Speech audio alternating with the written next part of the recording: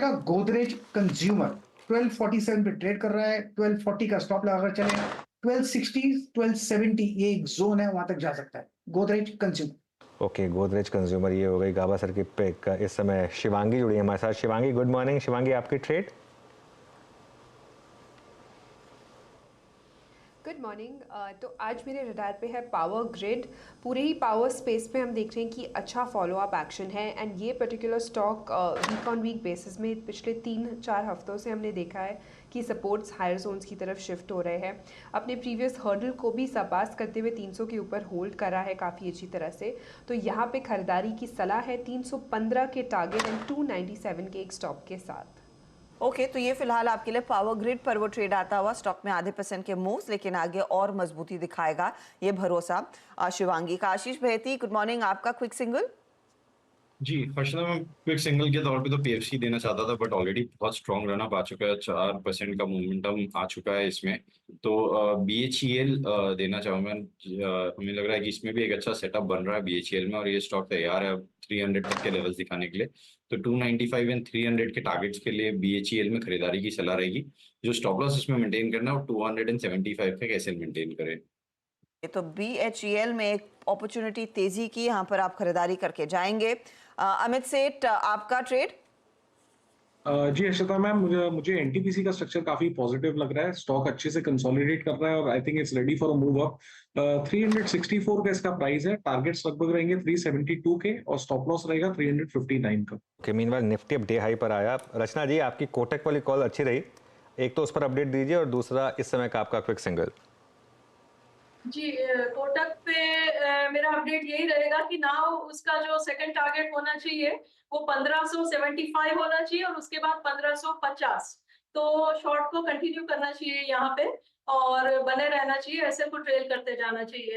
And जहाँ तक fresh call की बात है तो that will be in IRCTC. IRCTC के फ्यूचर्स जो है वो अच्छा कर रहे हैं, तो उसको हम लॉन्ग कर सकते हैं। यहाँ पे 1050 पे प्राइस है। अगर ये 1055 के ऊपर निकल गया तो मोमेंटम पिकअप करेगा and then it can go towards 1070 and 1080। तो 70 एंड 80 के टारगेट के साथ इसको लॉन्ग करेंगे, 1040 पे एसएल लगाएंगे। कि मीनवाइल एक बार एशियन पेंट्स और बर्जर पेंट्स दोनों का चार्ट देख लेते हैं। दोनों स्टॉक्स में इस समय आपको ठीक ठाक मोमेंटम दिखाई दे रहा है। एक बार ये जरा स्क्रीन पर लेकर आइए। शर्मिला जी, क्या व्यू रहेगा पेंट स्टॉक्स पर? बहुत टाइम के बाद इन स्टॉक्स ने इतना लंबे समय का अंडर परफॉर्मेंस दिखाया है। बिल्कुल, एक्चुअली मैं वही पढ़ रही थी क्योंकि जिस तरह से क्रूड करेक्ट हुआ है तो आई थिंक वहां पर एक बाइंग अपॉर्चुनिटी बन सकती है। लेकिन कंसर्न वही है जो आपने कहा कि एक तो जो जिस तरह से नए प्लेयर्स आए हैं और उसका हमने असर एशियन पेंट्स पर खास करके काफी देखा है और थोड़ी सी ये फीलिंग आ रही है कि शायद एक ओवर कैपेसिटी बन गई है। But having said all that, I think कि जैसे प्राइसेस इन स्टॉक्स के करेक्ट हुए हैं, I would be very comfortable buying Berger paints at this price. मैं एक्चुअली बर्जर पेंट्स को देख रही थी।